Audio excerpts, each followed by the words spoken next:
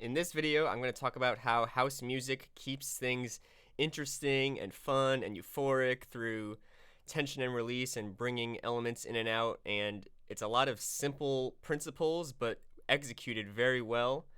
And this video is for producers, DJs, dancers, anybody who appreciates the culture. So first, this is not my song. This is a PML Deep Vibes Encore project. So this is not my song. We're just going to use it as an example. Let's listen to the first drop.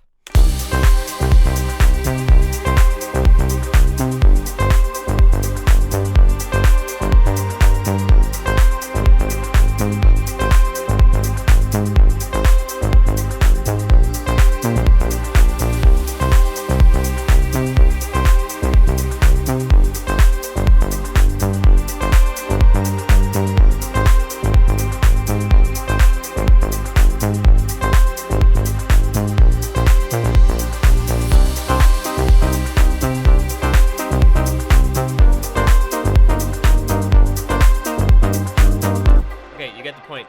So first off, why is that feel so euphoric with the bass?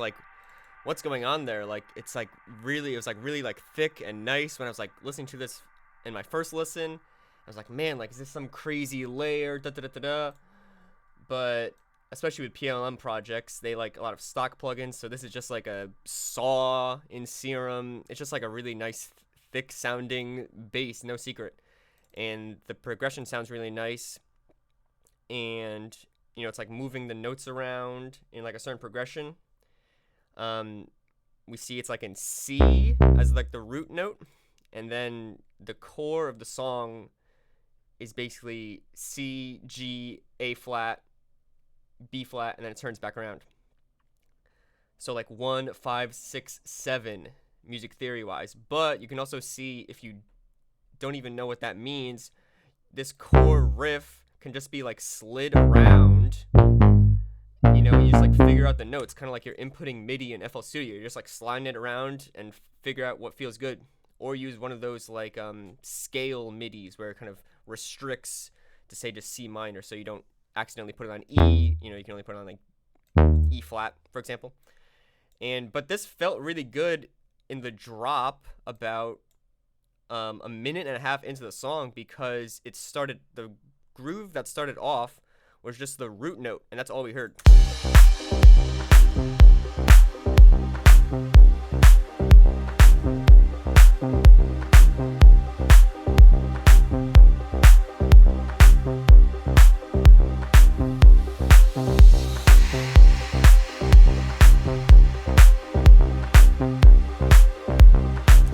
And that's for 16, and then the next 16, it's a 32 bar intro to begin, to also match 32 bar outros for perfect mix in and out. The latter half of the 32 just has more interest with more hats.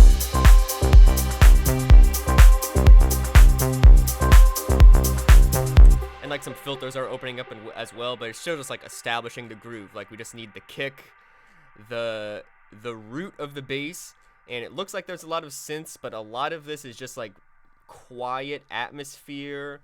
A lot of these are just cool synths in C, or that one's in G, just the fifth in C. But yeah, just a lot of there's the chords that basically outline the song, but it's really quiet in the beginning. Cool little rhythmic things, and we'll get to that a bit later of how these subtle rhythms really add cool interest, and very basic notes like this can get upgraded using delays. And yeah, that's the song, to begin with. And the first break, it introduces, the flavor of the song. Why should I care about the song? This one, it's kind of a cool, it's kind of going for a ethnic house, Buddha bar, ecstatic dance, deep tech house, organic house thing. So the instrument is a duduk. It's actually just one little ambient riff in duduk, but they duplicated it and did a plus 12 octave above, just for extra cool harmonics. That's what this is. It's just a bounce of, and then there's also just a string pad. So this is not some crazy contact string scoring library. It's just an audio sample. So, and just any synth has like a cool string pattern, but it sounds still very nice. One theme is like all this stuff is like actually more simple than you think.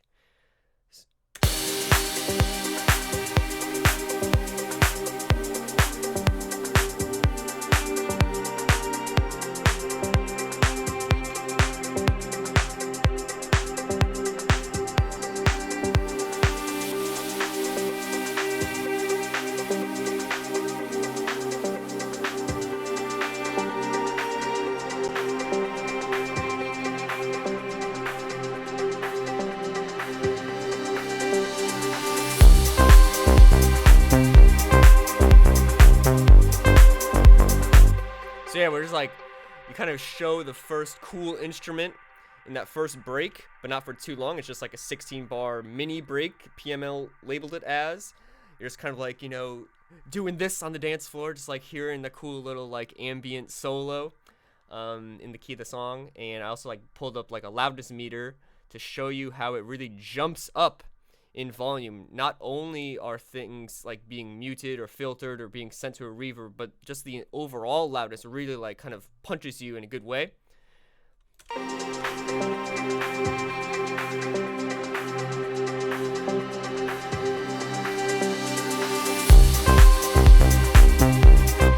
know, and that could be done like with automation or just by having all the elements, you know, not in or filtered out and then come in fully. There's a lot of ways to do that, but you know, if your songs are not have this cool kind of contrast, it won't be like as satisfying. Not everything can be loud all the time. It's like, you know, I can't hear the same rhythm for 2 hours with no break, like metaphorically, like at a club, you know. So this like brings that in. And yeah, it's just like it's done really well. There's no like crazy secret here.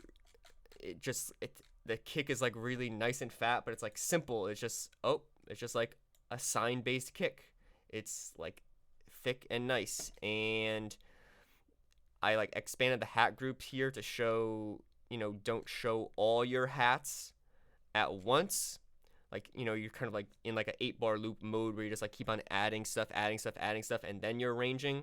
But you gotta like make sure to, you know, like just like mute stuff, or like don't bring it in at once, you know, if you've programmed a lot of stuff already. And if you haven't programmed a lot of stuff already, then you'll just hear natural spots like, oh, like there's the part to go like the open hat or like a shaker part. So yeah, this kind of like main drop shows like there's still room for it to grow. There's like a clap that comes in. There's these like euphoric offbeat hats and like a shaker sound.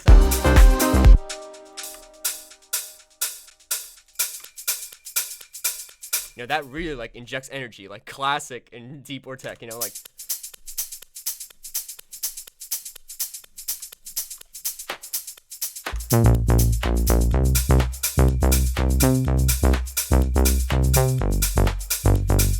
Yeah, that really is like one of your secret weapons, like either like the offbeat hat, but then also this kind of like 16 shuffly ride or shaker, like literally grab a shaker and do it. Those are like some of your secret weapons to like inject energy. So, I mean, we see like it's not done until it's time to either just keep like this main first part going so it doesn't peter out with energy, and then later in like the second drop, it also is used to kind of inject energy, but not, you don't wait 32 bars this time, you just only 16. So yeah, there's like that mini break kind of highlighted the duduk in the string. This is like twice as long of a break. Like first like a break, like we're kind of coming out of the first drop or dance section, and then we're building back up, like going down, then back up very gradually. There's a bunch of like filters and effects going on. Here, let's talk about these plucks for a minute. You can see it's kind of like being looped, like the initial part. And when I was hearing these parts, I was like, man, is that like some sort of cool 7th, like synth?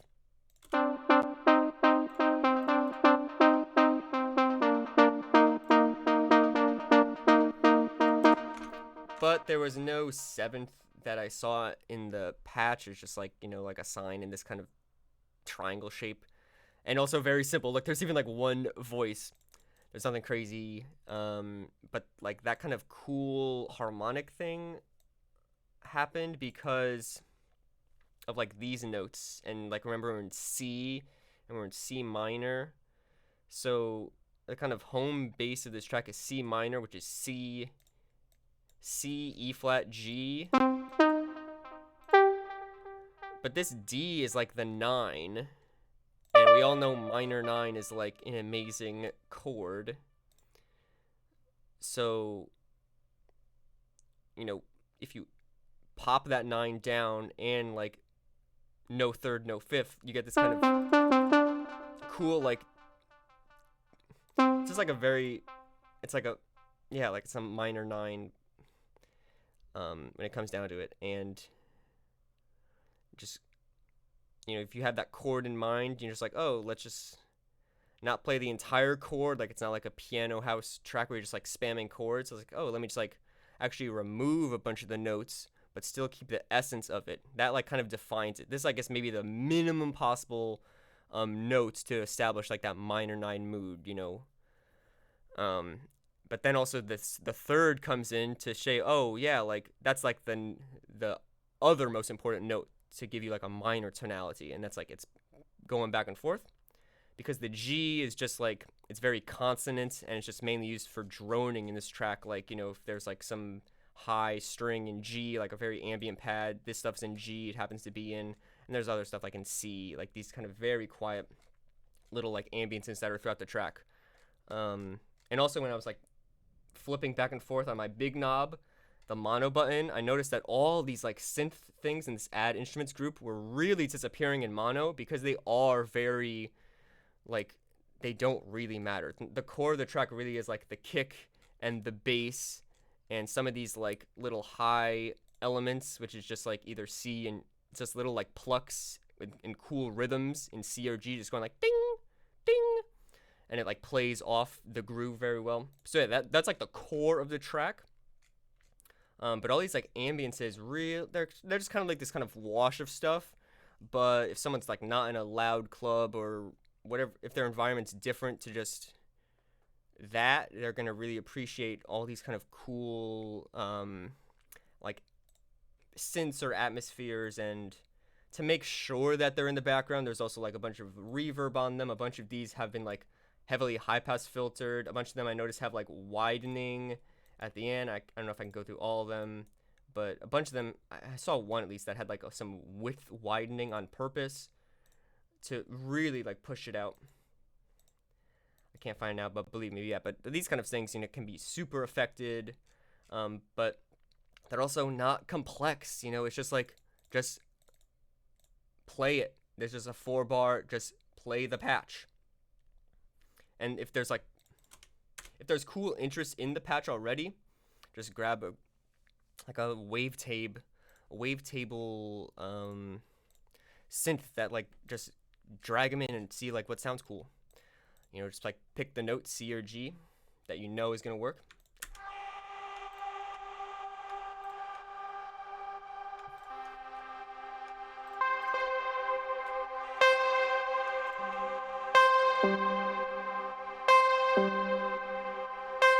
Yeah, and if it's rhythmic, you're not gonna like double up on the notes. Like, even if you break it down just like a 16th grid, you know, you've got a lot of like little spots to put stuff. You know, you put one, like literally just one synth is doing this one little pattern, but then that plays off of this synth in a much cooler way.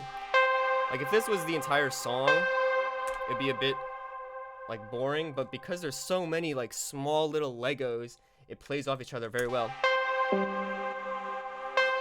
And also because those elements like come in and out. Yeah, like maybe now would be a good time to talk about, you know, why like the penultimate drop, the like finale chorus, in here it's just like drop 2 versus drop 1. How do we make that more exciting? So like what even are the differences? Because we can just like quickly go back and forth between them.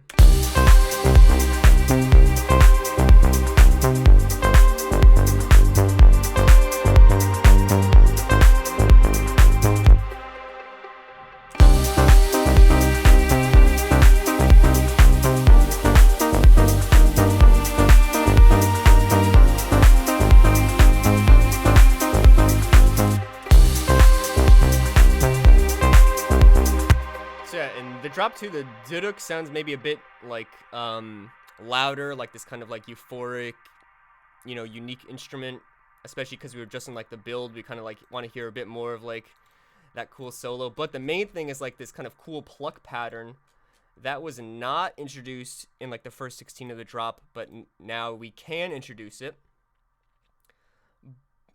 And there's a very subtle thing, and still like in this drop, we're not showing all our elements. Like in drop 1, it had that high like bell tone almost. And in here, it's like muted because now we got like the plucks to listen to. But it's still used to like inject energy, like it keeps on like building, you know?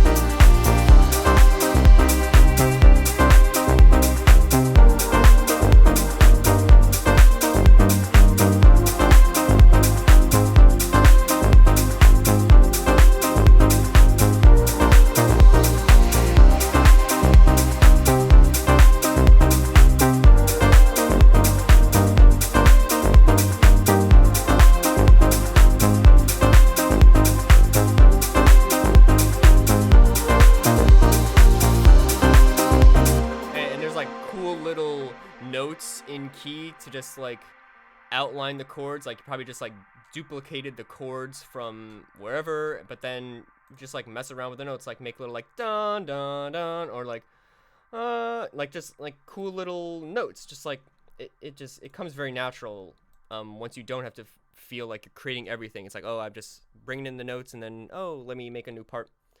Even noticed in here, like halfway through like the drop 2, like there's a unique little pluck part that happens only once. In fact, this is only 8 bars long. This is a cool little, like, remember how I said C minor, like C, E flat, G, D? Well, that G is like was never used in this cool little pluck. So now it can be this cool little extra tonal thing, and in like slotting in a cool rhythm if you find like a little 16th note that these other notes are not outlining.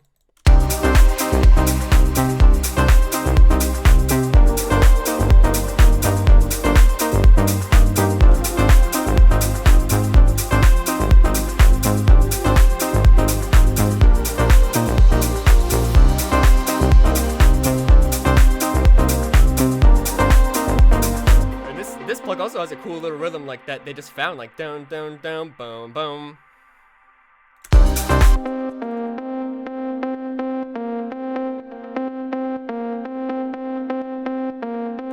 And in the song, it just sounds like the bum bum and not all these delays. You might have noticed there's like a bunch of cool delays going on. And that's like another, you know, key aspect of this type of music. You know, that stuff is not too like dry or boring. Maybe it's in the effects, like, okay, maybe it's this one. I think though there was like a Ableton device. I'm just not seeing it.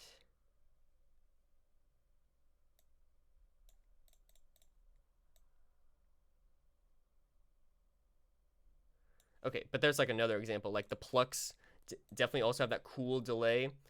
Here it's like a 3/16 and a 6/16 to get some stereo difference and in ping pong. But yeah, this sounds like super boring when I muted it.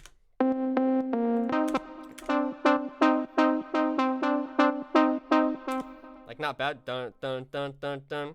But this, I'll even make it a little bit louder.